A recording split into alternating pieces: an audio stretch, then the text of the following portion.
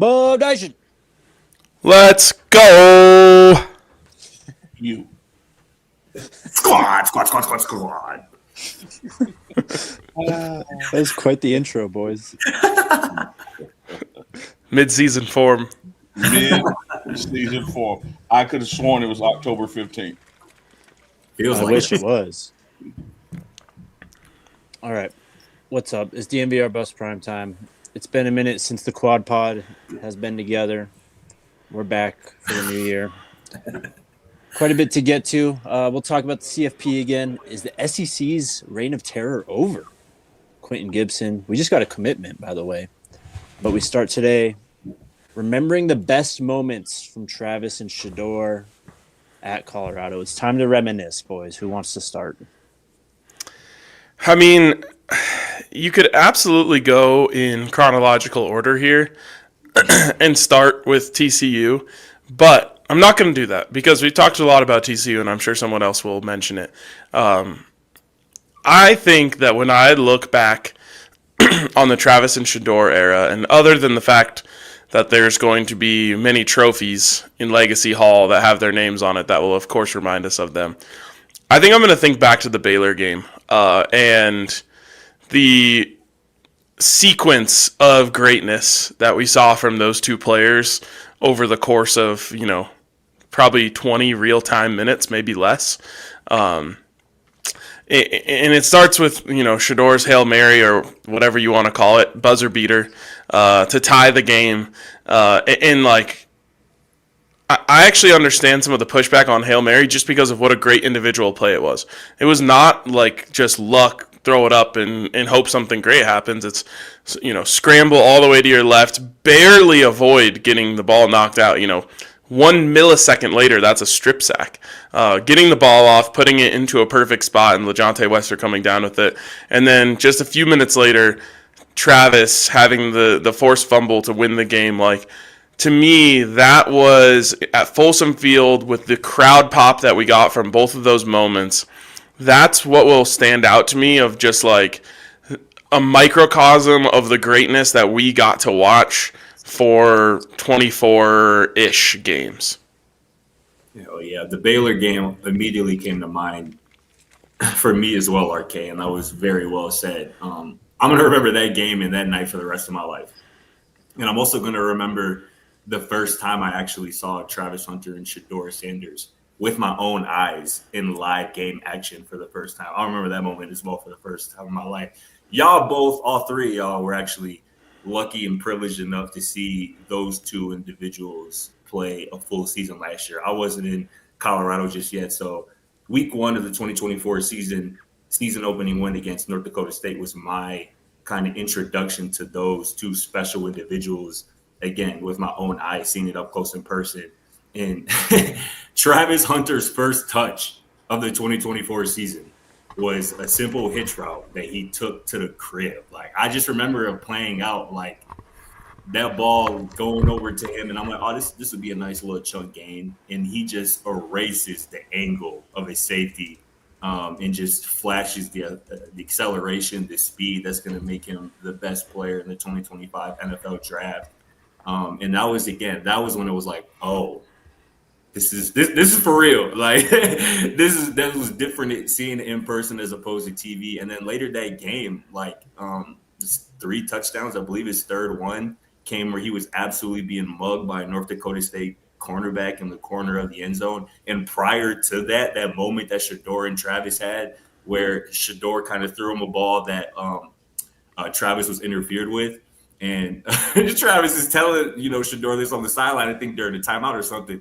And Shedeur I don't care, bro. Catch the ball, bro. If I throw you the ball, bro, catch the ball, bro. And Travis say less. And we see that play happen, I believe, on the next snap. And again, that's just special stuff. And also, too, just that moment. We've seen it in a handful of times where it seems like Shedeur and Travis are kind of maybe barking at each other during the game. But it's never with malice intent. They're really just true competitors trying to get the best out of each other. And it's cool that they can kind of talk to each other in the heat of the moment like that. And no one gets offended and they know that it brings the best out of each other. But that moment right there, that game was, again, with my introduction to those two, kind of in person, up close. And I'll just remember that forever. Go ahead, on. Yeah, for me, I'm going to take the petty route. Not even gonna lie about it. I've seen these guys make a lot of plays together. Seen them make a lot of plays separately. But if I got to choose a moment that stands out to me, you hear people say all the time, same energy. You hear people say all the time, standing on business. All these cliches that for most of the world mean nothing. But for Shedeur Sanders, when he's greeted by the Colorado State quarterback and he's like,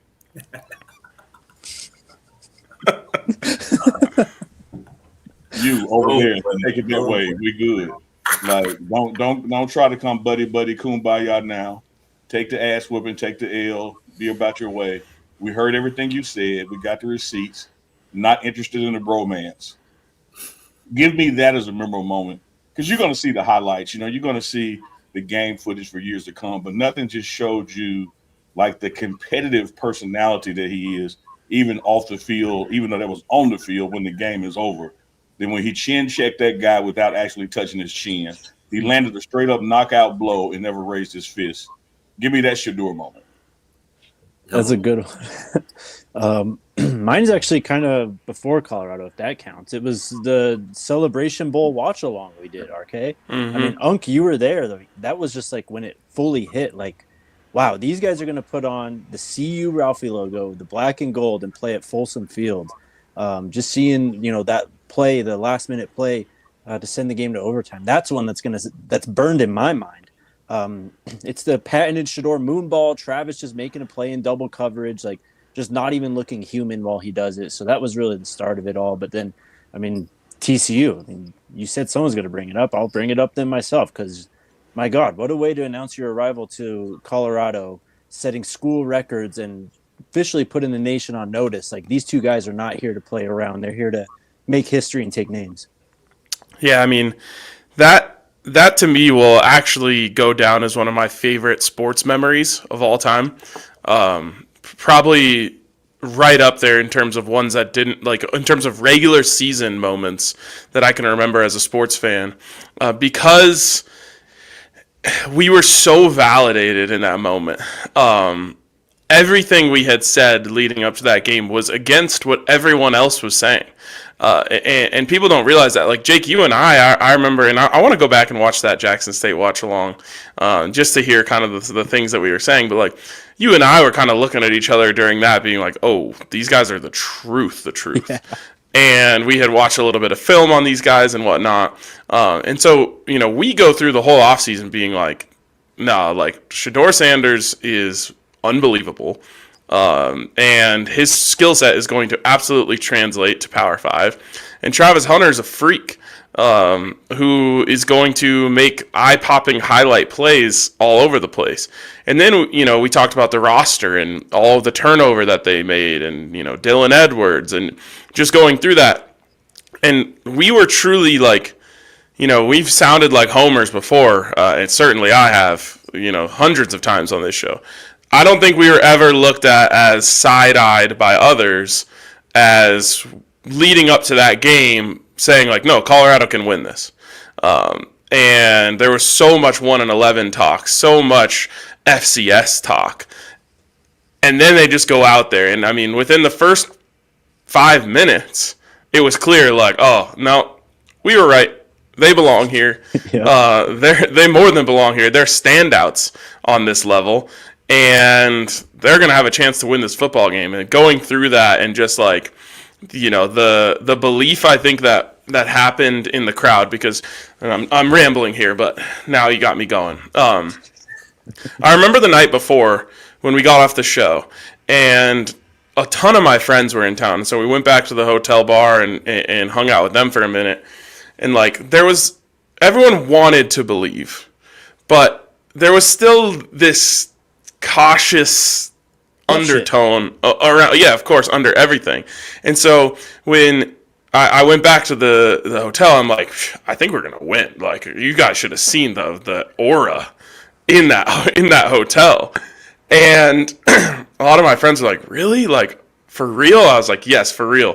And I just remember there was a point in the game, probably, the second or third touchdown that we scored, where I like looked over at them and they were like, okay, I feel it now, and like that was the whole group that we had with us was like, oh, we were right. And so that the validation that kind of happened in that moment of just like, nah, they can play at this level and they're going to be stars at this level was really special. Hell yeah, well said. That I'll just add one more. That UCF game, Yep. that UCF game gonna be remembered forever too. I'm not gonna lie. I mean, going into that one, because I'm not mistaken, I believe that game was just 2 weeks removed from the Nebraska debacle. So there are a lot of naysayers out there, a lot of people who thought that this team was very much similar to the 2023 team. And then going into that environment, going into the bounce house as 20-point underdogs, and completely dominating that game from the Preston Hodge interception on. I think really set the tone for what turned out to be a really special season. And also, too, I think that game launched the Heisman Trophy campaign for Travis Hunter. I mean, the first time for real, I believe that he really hit that Heisman in game. And again, the play to set that up, that interception of KJ Jefferson. I mean, if there's one play that you start a Travis Hunter Colorado highlight tape with, it's probably that play right there. And again, it's a special day for him. And again, I think it launches Heisman campaign, but I think for the program too, again, on the road as 20-point underdogs playing against a former national championship head coach, that was a statement made by the Colorado Buffaloes that day. And I remember that one as well for forever. Yeah, that's where I was also, Scotty, even preseason. Jake and RK will recall when we talked about games we're looking forward to, I had the UCF circle. I'm like, hey, we're going to go to Lincoln, but we've played Nebraska before. I mean, when I say we, I mean literally this unit. Travis and Shedeur played Nebraska before and beat them at Folsom. So no matter what happens there, whatever. But I thought that road trip across the country to UCF, their acclaimed national championship, the bounce house. And what I loved about the UCF game, Scotty, is you look at the narrative of these two stellar athletes, is that when the game was over, much like TCU the year before, now the goalpost moves. Now, all of a sudden, TCU, who was favored by 21, is not the guys who were in the national championship.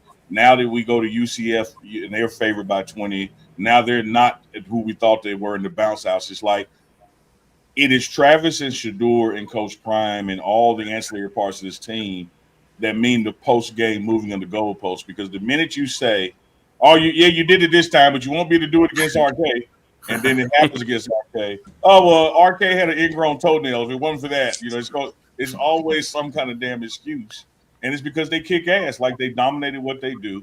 And it would just be better for everybody going forward as they go into the NFL to learn from the Jackson State experience, to learn from the Colorado experience, and say, you know what? Just like Coach Prime over the course of his career, you're going to win more times betting on them than betting against them. Yeah. Love it. If I could just add a little bit to UCF, and honestly going back a little bit to CSU even this year. My receipts they don't discriminate, so I'll pull a receipt on myself. When Travis got here, he did a video with touring the facility, and in that video, he walks past Rashawn Salam's Heisman Trophy, and he's like, "I'm going to get that. I want that." And I don't remember if I said it on the show or if I just said it to you, Jake, or if I just thought it. But I was just like, man, as special as he is, they're just never going to give it to a wide receiver / cornerback. It's always going to go to, some quarterback who on the best team, or it's going to go to, someone who puts up crazy numbers. And I was just like, there's not enough appreciation for what he does for him to win that. And I honestly think it goes to the CSU game when he had 2 touchdowns, over 100 yards, and a pick. When I thought to myself, like, oh no, he definitely can win the Heisman Trophy. And as it went on through the Baylor game, that's back-to-back games where the UCF game came on the heels of CSU, right? Yeah. Or was it Baylor first? Okay. I think it was Baylor first, actually. Either way, those 2 games then back-to-back after that was just like, it. Not only can it happen, like I think it is going to happen. And, it's just funny thinking back And shout out, honestly, to the voters for actually learning to appreciate what Travis Hunter did and understanding that it's so much more than just racking up stats or being a quarterback of the best team to impact every play of a football game. Well said. I mean, I was going to bring up the UCF game too, and the destroying video. Shout out to Jermaine for that comment. For Shedeur, though, the CSU game last year, the 2023 one, game on the line with 6 minutes left, and they just had to keep scoring basically to force it to overtime and then eventually win. I mean, that's when it was really solidified within me. Shedeur has that clutch gene, that it gene, that intangible that the NFL teams are looking for. And same with that was ASU. That was without Travis Hunter. That was it was Javon Antonio. Yeah. He got hurt in that game. So, I mean, just seeing Shedeur on the big stage like that really put the team on his back. That was eye-opening to me, and that really I think that's where the crux of how I feel about Shedeur and how he's going to translate to the NFL came from, were those moments. All right, let's take our first break. Shout out to the homies that live well. You guys living well? Living well. Are you, Hunk? Quite. Look, dude, 4 days, same pants. You tell me. The most foul man in the country right here. Crazy. But shout out to Live Well. They got 25 Colorado locations. They're all over out there. And they're willing to help you find whatever you may need. Just show up. They got great, I guess, bud tenders is what they call them. We'll call them support staff. They got great support staff who can help you find whatever you're looking for, whether it's flour, edibles, concentrates, and more. They also have a price match guarantee. Stop into the store, mention the code DMVR25, and you'll receive a 25% off discount off one regular price item. Some restrictions apply. You can also order online. Visit livewell.com today for a quick in-store pickup. Shout out to the homies over at Livewell. Jake, I think you're still on vacation, bro. You didn't update the. I did. It's game time though. I'll send you it. It didn't update for me. Anyway, shout out to Game Time. Considering going to the Broncos game on Sunday, obviously a chance to clinch the playoffs for the first time since they won the Super Bowl last in 2015. And now it's just part of my daily routine. Got to check Game Time, see what the prices are, see what we got going. I also used Game Time to find my seats at the Alamo Bowl. It's the best. It's so user-friendly. It shows you where your seats are going to be. It's just 10 out of 10. So shout out to Game Time. Appreciate them. And when you get over there, use that code BUFFS, BUFFS, to get in on all of their great deals, including $20 off your first purchase. Oh, you texted it, didn't you? I just sent it now. Oh. It was in the note, though. It's not in the note for me. Yeah, Scotty was having issues with that, too. We'll figure it out. We'll get it back. Maybe it's your iPhone 4. It's possible. It's a 13, bro. It's just a mini. It's true. It looks like an iPhone 4. That's the point. I did learn, though. I had to update, or I had to accept some updated terms of service because my iCloud wasn't updating because I didn't do that. So that's why the note wasn't updating for a while. Anyways, let's do the commitment first. We got a commitment. And in typical CU fashion, we have another set of brothers now.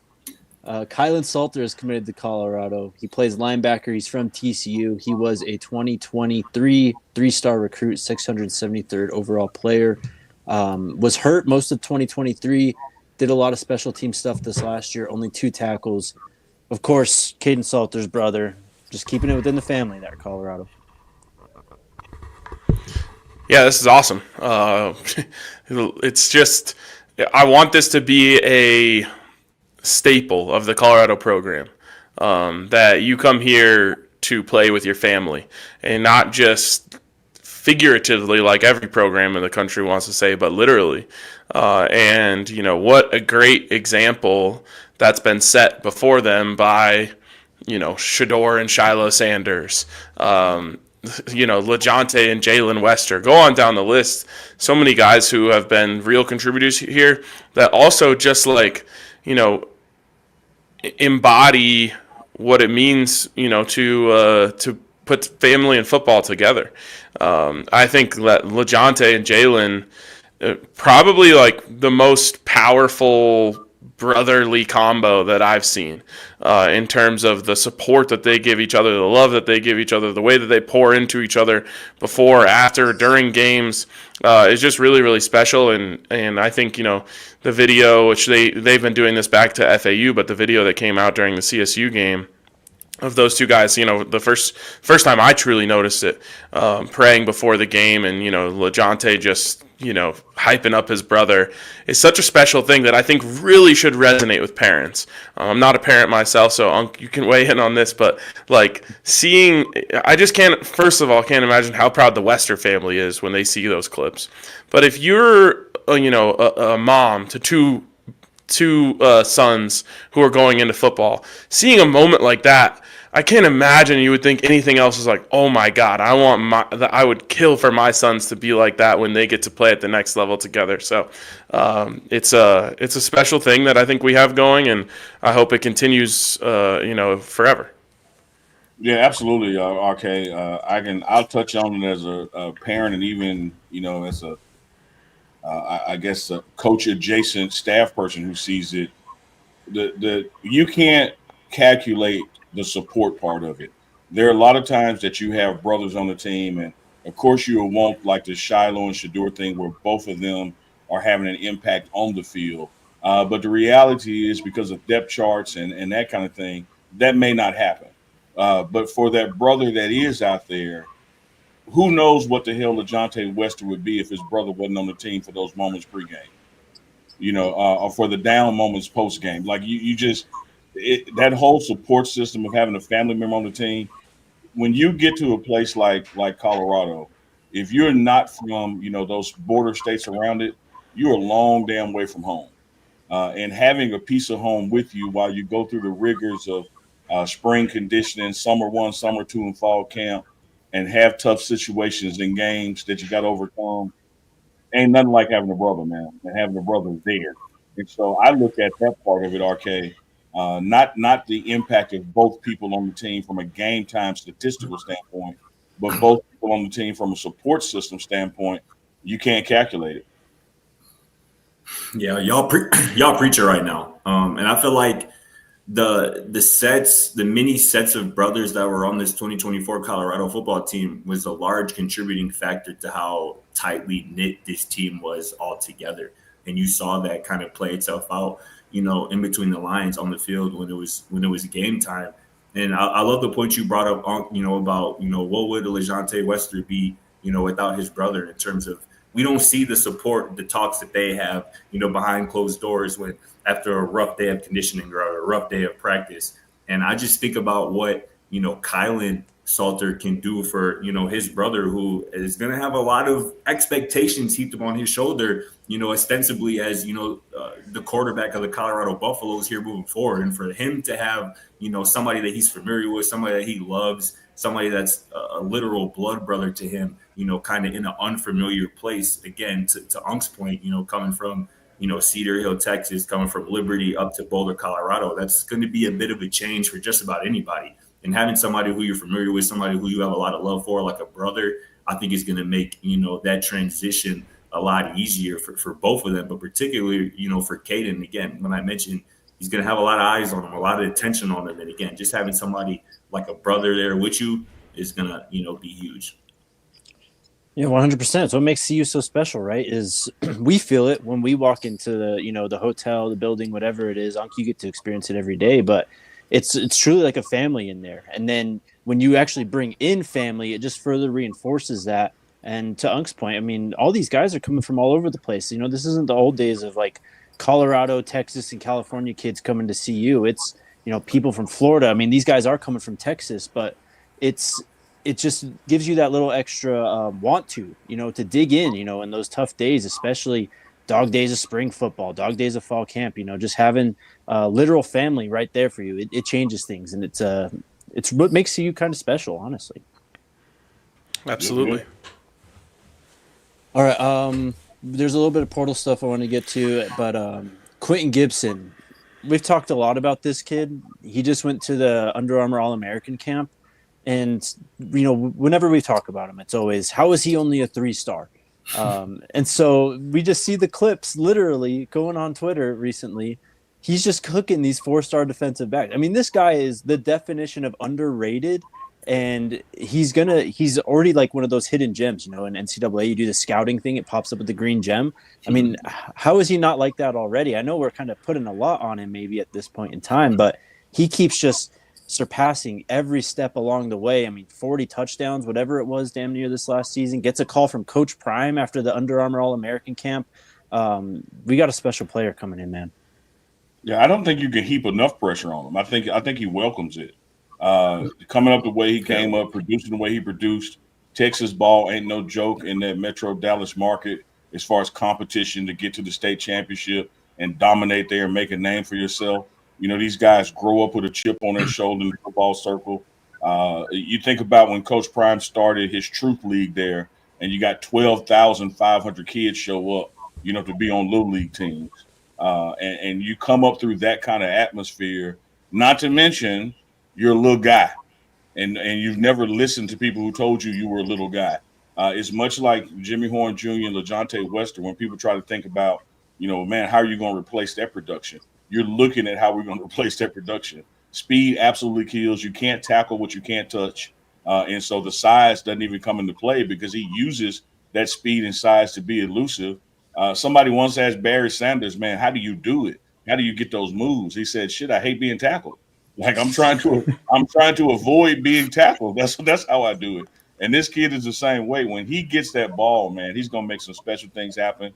I think all the expectation, quote unquote, pressure that the fan base or Buff Nation may be looking forward to him production wise, I don't think it's pressure him. I think it's like, all right, watch me go above what you're thinking. It's almost like RK said about Shedeur and Travis coming over here. Like they knew what they were bringing, and they knew whether you were doubting or believing, you ain't believing enough because I'm going to go more than what you're accounting for. I'm going to heap some more on him, some more pressure on him because I got something I've been wanting to say about Quentin Gibson for a minute, and this is a perfect chance for me to do it. I got to see Quentin Gibson at jersey number 1 for Colorado next year. He is the number 1. I mean, you got to obviously have the game to rock that number, but you also got to have a certain swag, a certain aura about you to wear number 1. And Quentin Gibson got that, and then some. I mean, well, I got to say this to you, Scotty. I think your pressure is misplaced. That's actually you putting pressure on Coach Prime like a McChesney. Let's start an email campaign, start a hashtag. And I ain't trying to put no pressure on Coach Prime, but when I saw him FaceTime Q when he was down there for the Under All-American game, when I saw them two on FaceTime, I'm like, yeah, Coach Prime knows. Coach Prime knows that Quentin Gibson is something special. We already heard Coach Prime compare Q to Jimmy Horn Jr., to LeJontay Wester, who obviously donned number 1 for the Buffs here in the bowl game.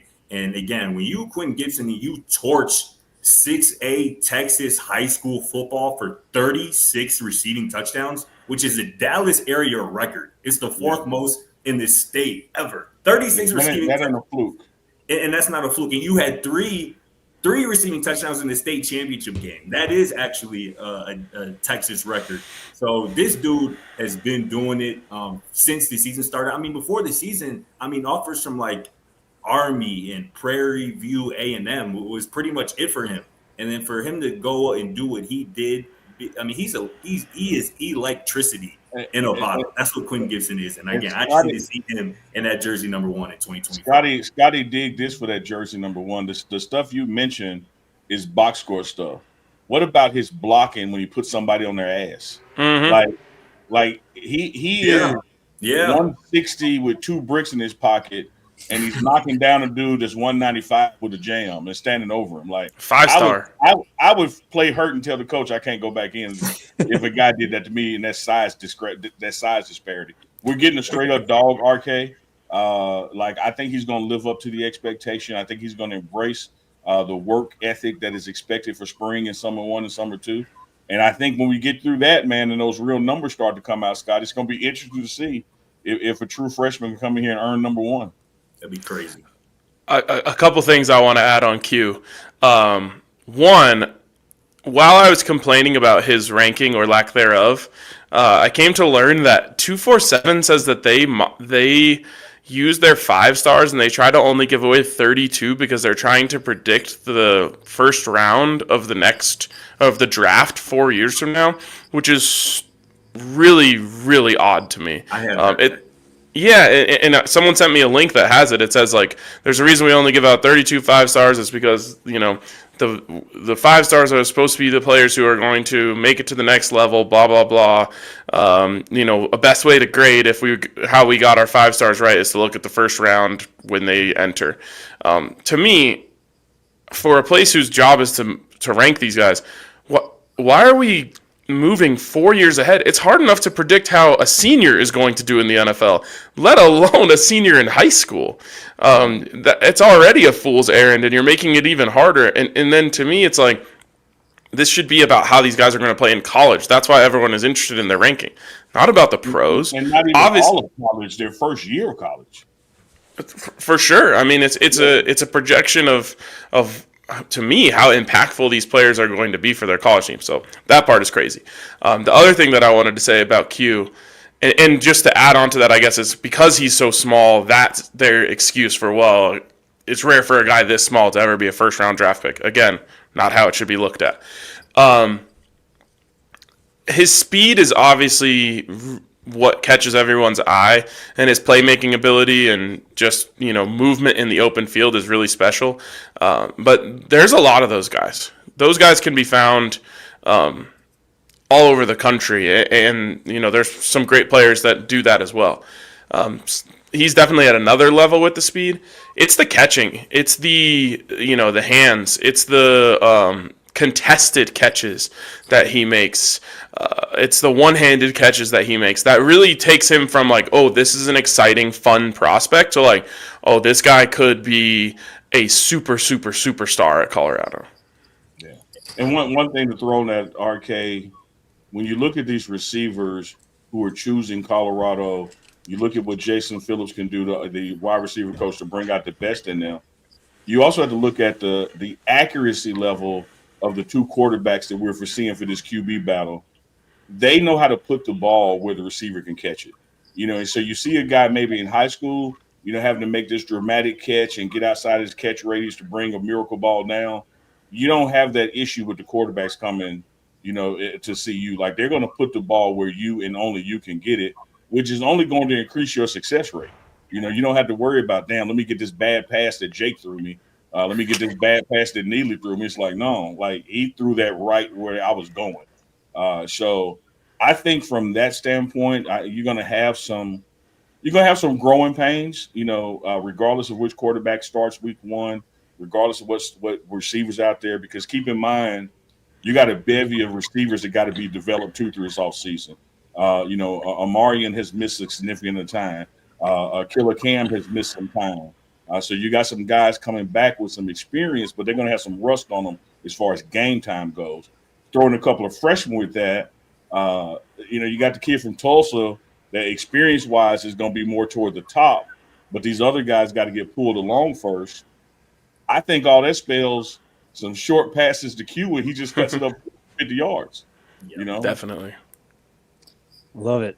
Let's take our next break and shout out the great people over at Bet365, the best book to bet on when it comes to football, in my opinion. With those early money line payouts, your team gets up by 17 points or more, that's it. It's over. Money's going to be in your account very, very soon. Even if the other team comes all the way back and wins, with those early money line payouts, you can hit the cash out early. New customers can get $150 in bonus bets when you bet $5 as well. All you got to do is sign up, use the code DNVR365, deposit $10, place a bet of $5 or more. As soon as that bet clears, whether it hits or misses, you'll get $150 in bonus bets directly into your account. Whatever the moment, it's never ordinary. Bet365 must be 21 or older and physically located in Colorado. Please gamble responsibly. If you or someone you know has a gambling problem and wants help, call or text 1-800-GAMBLER. You confused me with that one, but I'm going to try to follow your lead.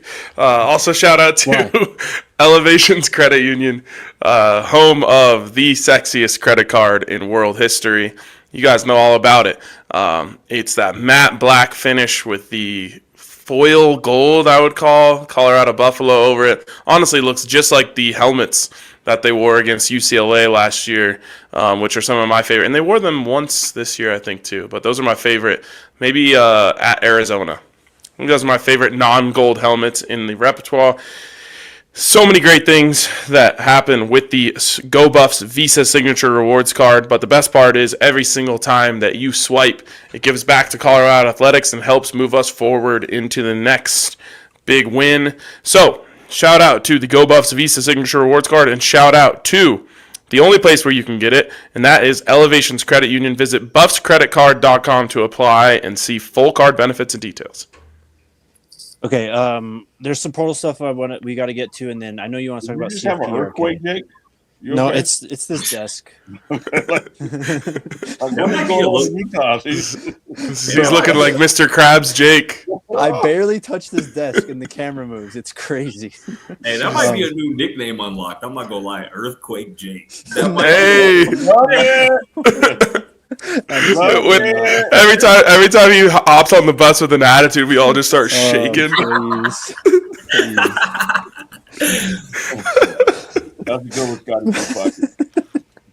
Before we get to the portal, though, what you said about the recruiting services, RK, because we've learned a lot about them the last 2 years plus, just with Coach Prime being here, and there's been a lot of weird, fishy stuff that's gone on with them, and it's just the more that I learn about it, just what you said about 32 5-stars only, it just makes no sense on multiple grounds. I mean, first off, as you said, predicting the NFL draft is already hard enough as it is.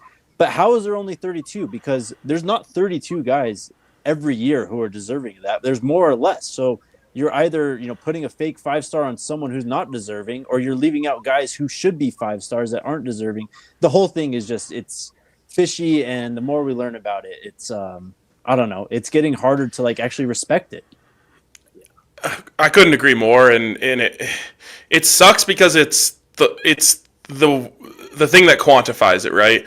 And as much as we can have, conversations that are layered and nuanced here on the show about what a player really is, in the end, the conversation just goes back to what people can see and what people can look at, and they want to see the rankings and this, that, and the other.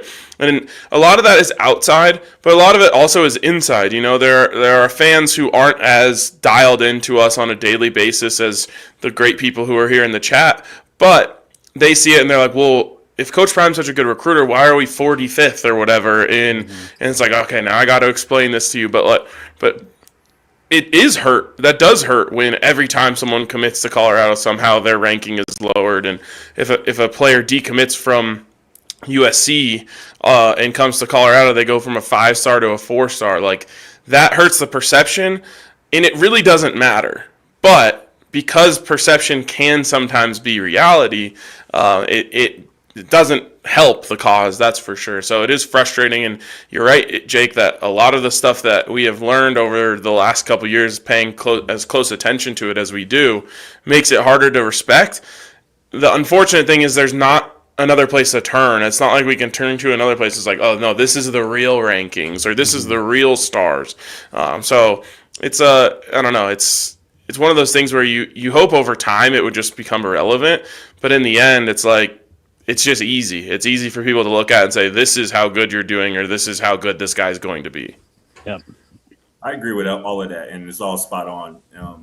But the good thing is that once you are a true freshman and you're on campus at the college of your choice, the rankings, those stars just simply do not matter. I mean, they go away. I mean, you are at that point, you're a true freshman, and what you are is the production that you've produced and the film that you put on tape. I mean, again, I don't remember what Amari Miller was as a high school recruit, but I know that boy is a really good college football player. And I feel like, to your point, RK, it does hurt, particularly when you're talking about high school recruiting and rankings and kind of projecting for the forward. But again, if you can identify talent and you can get guys in your building who fit your scheme and what you want to do, That's all that matters. And again, if you can recruit the right type of guy, the proof will be in the pudding eventually.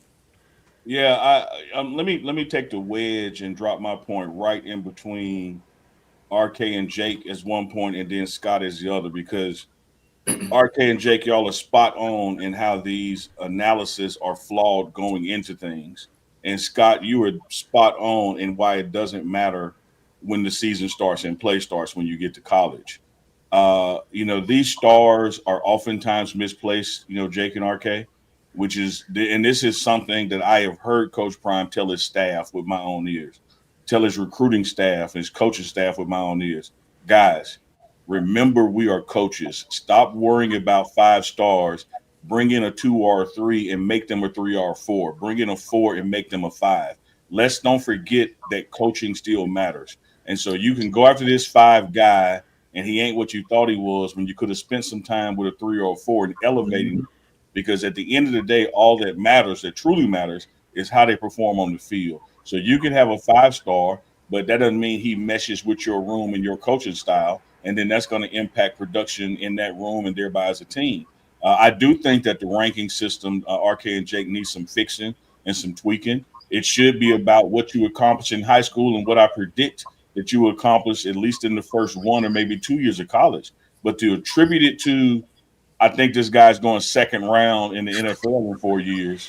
And that's just one service, but yes. I get it. I'm just picking on them because that's what we use. Like, what kind of damn crystal ball do you have that you can even see that, let alone bank on it?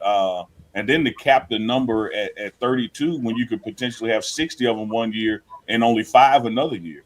I think that a lot of these recruiting services are self-serving in their own best interest. And what happens is we, as fan base shows, our hands are kind of tied into reporting what they're saying, which just adds validity and credibility to what they're saying. So my final point to it is we got to stop giving it lip service and stop making this star stuff a big deal, because we're feeding the machine that we're trying to kill. Yeah, it's hard because people want to know, that's unfortunately how people decide how they feel about it, is because they see a number of stars. I mean, a perfect example is obviously the excitement over Cormani McClain was over the moon because he was a 5-star, and all of the posts about it, all of the shows about it, all of everything do 10 times the engagement. Then let's just say Colton Hood, because of the way that he's rated, I think he was a 3-star transfer if I'm not mistaken. There's no Colton Hood parade when he commits, and even if I come on here and say this dude is better than this 5-star corner, people aren't going to believe it until they actually see it on the field. So it's hard because it makes it simple for people who want to see it simply. And it's never that obvious. I mean, we turned on the Alexander McPherson tape and we're like, this dude's a 3-star? Right. What are we doing here? And then he gets on campus and he starts balling out immediately. So it's difficult. And I've always said the reason why football is so popular is because every play is quantified. It's so easy for not that every football fan has a simple mind, but it's so simplified for the average person to look at a play and say that was good or that was bad. If you turn on hockey, you got to actually know exactly what's going on to know what's going on. Whereas in football, that's a gain of 3. That means they got 30% of their goal. It's very obvious, and the star system is the exact same thing. It makes it really simple for people to say, okay, that's a 3-star. That means he's okay, but not great. He's a 4-star. That means he's really good. He's a 5-star. That means he's elite. And even though it's wrong, it just makes it simple for people that want it simplified. Yeah, and I think you're spot on because you're describing the way it should be. And the problem is that ain't the way it is. 5-star don't mean elite. 5-star just means some guy with a pencil behind his desk likes you. And 4-star can mean I just don't like who your coach is, so I'm giving you a 4 or 3. What you described, which again I'm 100% with what you said. 3 yards is 3 yards, And 3 yards in a cloud of dust 3 times is a first down. People get that. But the challenge is that 3-star ain't 3-star, 4-star ain't 4-star, Yeah. 5-star ain't 5-star, because the metric that people are using, the consumer who's banking on it and wants to hear about it, is thinking that it's one thing when behind the curtain it's totally another thing, which drives it right back to what Scotty is saying. At the end of the day, folks, all that damn matters is how they play when they get to where they're getting. It's much like I've been saying about the transfer portal. I love it. I'm support of freedom of choice, even when you make a bad choice. But the truth is, until they go to practice or class, it means nothing. And we get all excited about a guy transferring in the portal without remembering it's used car season and that it's buyer beware. And then he changes his mind before class starts and we act like the world has ended. That's just the nature of college football now. You can't let it get you too high, and you certainly can't let it get you too low, because it's worth pissing your hand at some point. And I see it all the time too, especially in the day and age of the transfer portal now, where these kids enter the portal and whatever outlet will report and be like, so and so into the portal was a former 4-star recruit, was a 4-star recruit in the class of 22. Well, are they still a 4 or 5-star recruit? Yeah. If they were at a place for former 4-star they were able to recruit see never. Yeah, like, former 4-star recruit, that was 3 years ago. Meanwhile, back at the ranch, 1 tackle in 2 years. Exactly. So it's like, and I love that point you brought up about Coach Prime, because it's like, yeah, like you might get a 4 or 5-star talent, but you still got to coach them up. You still got to develop them.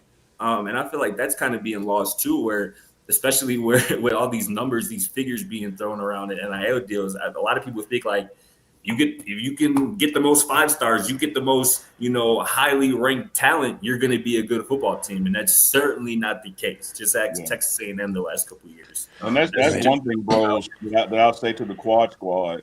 You got my commitment on it internally as this partnership, that the 4 of us are going to do a much better job in 2025 of telling these coaches' stories, because I think the fan base out there, right, so gives so much credit to these athletes when they perform, but they don't really know what's happening from a coaching standpoint and how we're truly developing talent at Colorado. Like that receiver room, don't get me wrong, their mom and daddy made them, God bless them, they are talented.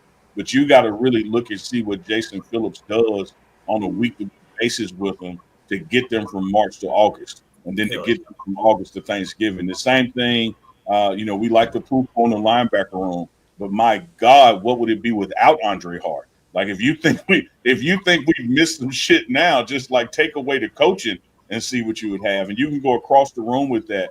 Our excellent secondary, but we forget to talk about Kevin Mathis, and what he's doing to bring that out of him. Like I think more than anything, to the moms and dads out there, to the potential recruits, to the potential transfers that gets lost in this shuffle of 5 stars and 4 stars. You get coached at Colorado. You're going to be here, get here, leave here a better player, a better person than if you go somewhere else. Let me, just because this became such a big topic on the show and in the comments, I want to cite my source here on this 24/7 article. So this is a Q&A with Andrew Ivins, who is 247's director of scouting. It was written by Anna Adams for 247 Sports this April, so it's not dated. The question was, can you describe what the rankings mean? And he says, we mirror our top 247 after the NFL draft. There are 32 first-round picks every year, which is why we have 32 5-stars. So if we award a prospect a 5th star, we believe that they have one of the best chances out of anyone in the cycle to eventually blossom into a day 1 pick. Obviously, we're not going to hit on every 5-star. Evaluating football players isn't easy. Just ask the decision makers in the NFL. But these are the prospects that we feel the best about. We feel comfortable with the years of data that backs up a correlation between a 5-star recruit, collegiate success, and a high NFL draft floor. Plus, we have a way to grade ourselves. The NFL draft is a great final exam for a given class.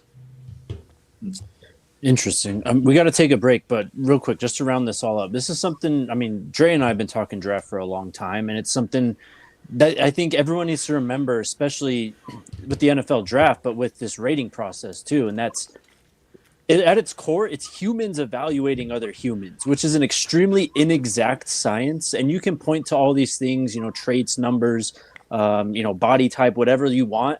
But at the end of the day, that's what it is. And that's a very inexact thing to do. Just being a human, trying to project what this other human is going to do or be in 3 or 4 years.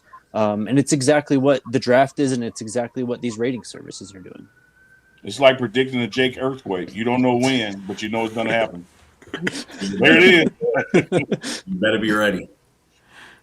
Did I miss a break? Yes. Shout out to Toyota. Okay. Love my Toyota. I realize what happened now. I absolutely love my Toyota, man. It's great to be back in it. Just cruising around town. Actually, it's the holiday season, and I feel like I need to give my Toyota a gift. That's how much I love it. So tomorrow's Saturday, right? This week is so messed up. Tomorrow, I'm taking her in for a full car wash, full interior detail. Start this new year off with a fresh and clean Toyota, and you could do that too with a brand new Toyota if you go to a Front Range Toyota stores at a location near you. You can check them out. AutoNation Toyota, Arapahoe and Centennial, Corbin Toyota and Boulder, Groove Toyota in Littleton, Mountain States Toyota in Denver, Stevenson Toyota East in Aurora, and Stevenson Toyota West in Lakewood. Toyota is a proud partner of CU Athletics and the official vehicle of DNVR. Let's go places. There you go. Also, shout out to Coors Light, the homies. I'm counting down the days until I'm back in Colorado, knocking back Coors Lights with my guys. I just miss hanging out with y'all, and I miss chilling with y'all. There you go, with the sign over your shoulder. Shout out the Avs, by the way. What a crazy win last night that was. Very crazy win. But make the most out of the times you choose to chill wherever you are. Choose Coors Light. Get it delivered straight to your door with Instacart by going to CoorsLight.com/DNVR. Celebrate responsibly. Coors Brewing Company, Golden, Colorado. Yeah. Okay, real quick on the portal. We haven't talked about him in a minute. Funny enough, the chat is talking about him right now, though. But Takario Davis has received a couple crystal ball predictions to commit to Washington to reunite with Jed Fish. So, yeah, I mean, we thought that it'd be a possibility to get him here at Colorado, but he's going on a visit to Washington, and we'll see what happens. Yeah, it's a weird dynamic there. It feels like half of Arizona's roster hates Jed Fish. Half of them went to visit, and most of them didn't commit, and then a few of them are looking to reunite with him. It's just an odd mix there. It feels like a lot of times there's more of a consensus from a team about how they feel about the former coach. That one seems very mixed. Yeah, again, Scotty, deep pockets. As I've been saying about this portal business, it is what it is until it is what it ain't. Christopher Wallace, a.k.a. the Notorious B.I.G., tried to tell us, as soon as you buy that wine, I just creep up from behind. Like, the way this thing works, you can holler, you can shoot your shot, and you can think you got it. But once you walk off to go get the wine, the next one's swooping in, man, and raising the bid up. So that's the nature of college football. We can not like it, we can hate it, but it is what it is. Don't get overexcited just because she said, yeah, I take a glass of wine. Because as soon as you go to get it, now, here comes somebody else. What's your analogy? Who you be with? You a rare form right now. I ain't gonna lie. Hey, my man Scotty D. Pocket told Deion Sanders. It's an experience. that has been aging beautifully since I said that. I'm not gonna lie. That was you hit the nail on the head, bro. I'm not gonna lie. But speaking of Takario Davis, I think it's a pretty safe to say that this recruiting staff is going to add a defensive back or two, cornerback or two out of the transfer portal before 2025 season kicks off. And have y'all seen the exodus of NC State's secondary here? Yeah. I mean, like, damn, they're all four of their starters. I think in the back end of the portal yesterday, one guy in particular, their starting nickel, Tamarcus Cooley, is one of them. PFF had him as NC State's #1 returning defensive player for the Wolfpack. He had 2 picks in their bowl game, in the Military Bowl. And there were some other guys as well. Again, pretty much their entire starting secondary just entered the portal yesterday. I would love to see the Bucks pick off one of those guys for sure. Yeah, we'll call our crew. They'll call their crew. We can rendezvous at the bar around 2. Last thing about the portal for today. Jake, pull the truck up front. You little seed. I got you. Khalil Benson has entered the portal. We've kind of speculated or the fans have at least speculated on this one happening for a minute. He enters the portal, so we wish him well. Best of luck. And Yeah, this is just absolutely. go ahead on. All right, let me just give my quick PSA that needs to be said every time we get into portal season. There's just no reason to wish anything but good luck to these guys on their way out. I know that most of our fans are good when it comes to that. It's just a few people on Twitter, but it makes the whole fan base look bad. I don't care how you feel about how a guy played, how you feel about how they left, all of that stuff. It just doesn't matter. If you got to say anything, say good luck. If you don't, if you only have bad things to say them to your friend. Say it to the group chat. There's absolutely no reason to be telling some 20-year-old kid that they sucked or that you're glad they're leaving. Like, grow up, for real. So that's my PSA that needs to be stated every portal session. But like I said, this fan base is really good when it comes to that stuff. There's just a couple people that need to be reminded. Yeah, I was going down the same road and was just literally going to sing from Coach Prime's playbook and talk about what he does when guys leave, and that is wish them the very best. There's no ill will, no harm in this. And one thing that the fan base, RK, if I could underscore what you're saying, got to realize our potential recruits see that stuff too. And it impacts their decision on whether they want to rock with you or not. They're going to look how you're treating the people that you're currently rocking with. They may have had a change of mind. And we also have to keep in mind, man, these are human beings. These are someone's children. You never know what's going on at home that they need to be closer to, or what's the reasoning behind why they want to transfer. You just have to absolutely wish them the best in it, because you wish them the best when they came to you. And so you can't turn into a sourpuss when they get ready to leave. So I'll say to Khalil Benson, his family, who I just enjoyed immensely being around. They're from North Mississippi. Mom, just fantastic cook. Oh, she was the best. Always bringing it. I think, once he heals up, somebody is just getting one of the nastiest dogs that you can get on the offensive line, because when he pancakes you, he's probably going to get a flag because he ain't getting up. Like, he going to lay on you a minute. He is the Warren Sapp of an offensive line when it comes to just being nasty and vicious with it. Wish him nothing but the best, man. First and foremost, get healthy. Hope that injury heals up, and looking forward to wherever he goes. And we're just going to manage and deal with, who we still have here and who we're bringing in. That's the thing, too, is like Khalil was hurt a lot of the time he was at Colorado. He wasn't 100%. And never forget, I mean, Mama Benson was the best. She was one of my favorite parents on the team. Remember how she stood on business when that GTA, Athlon article came out a while ago? I mean, she was all for it, and they were in Colorado for 2-3 months at that point. So let's save all the bad stuff to say about these people. Let's remember all the good, because they bought into this program. Yeah. Absolutely. Mama Benson, all-timer. I'll never forget when we were leaving the Cincinnati game. Jake had a couple. We saw Mama Benson from across the way, and Jake went like full sprint to go say hi to her. It was adorable. Yeah, and Mama Benson will check your ass when you don't say hi. There's been a time or two at practice when I was busy and head down and focused where I'm going, and I got hit and grabbed one. You can't speak today? It's like, oh no, I'm sorry. Like, let me make sure I stop my speak. They just some real ones, man. Nothing but love for them.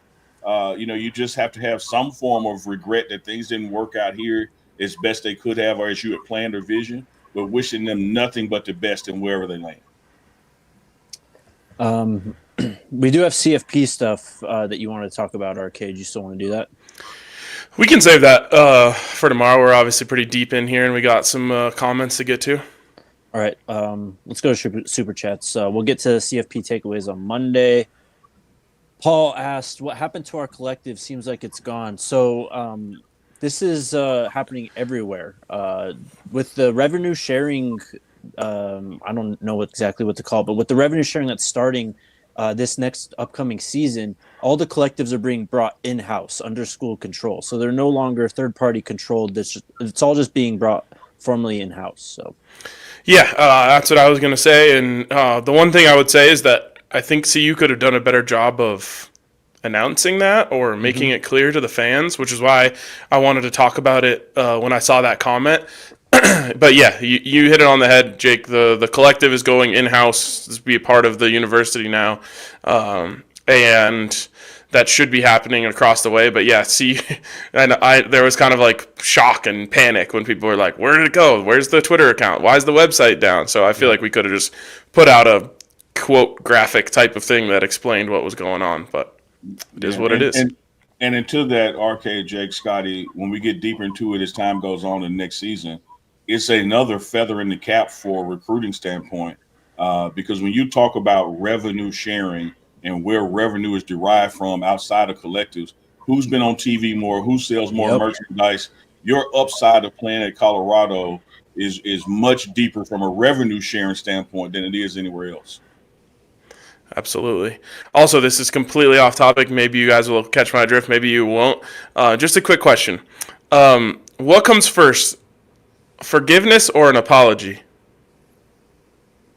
Apology, right? Yeah, in the hood, apology. You got to say you want some forgiveness before I give it to you. All right, just making sure. That's all I have. All right. I don't know what that's about. Doyle asked, is the portal closed, or when does that officially close open?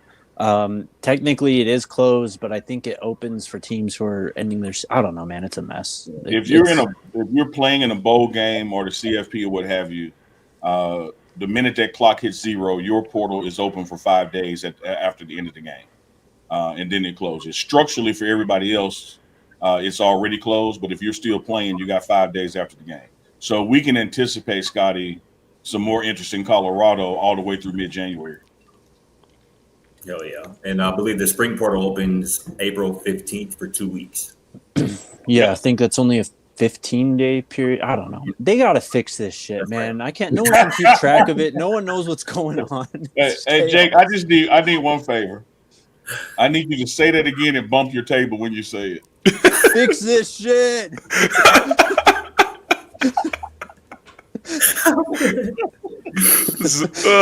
Zoom it and clip it. Rev BJ Nelson with the super chat says, "Sup guys, truth be told, everybody's going to be tested, players and coaches.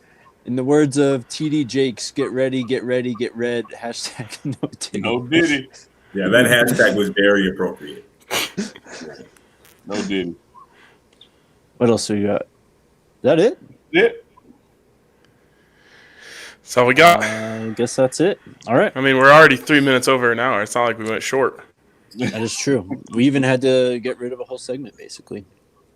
You guys got the show on Monday. I don't know if you heard me before the show, RK, but I'm traveling back on Monday. So, bro, how long is this? Is crazy. Hey, good thing we got experience with our 3 round days, man. Good thing we know what to do. Jake, I think you're going to hear from HR. I did these 2 shows. I was gonna say he has earned his time off very much. I'm just giving him shit. Thank you. I have, Jake. I love when you're at home with family because I love when I'm at home with family. But I have very much enjoyed the 2 ceiling fan blades and the curtain. You know, I love your backdrop, man. It used to be my room. It's a guest room now, so it's that happens when you move and grow up. Yeah. Like, you come back and there's shit in your room. Like, what is this? Like, when did my room become the sewing room? Yeah, pretty much. Scott kind of looks like he's in like one of those padded rooms where they put people who are like a danger to themselves. An asylum. Where I'm at. Either that or in the Matrix and it hadn't loaded yet. Like he hadn't stayed where he wanted. I love it. Hey, man, I love you guys, man. 2025 is off. Love you, brother. We'll be back. The guys will be back Monday. We'll see you then, Skull Bucks. See you then. Go Bucks! Let's go, Buff. We all silly like the mayor.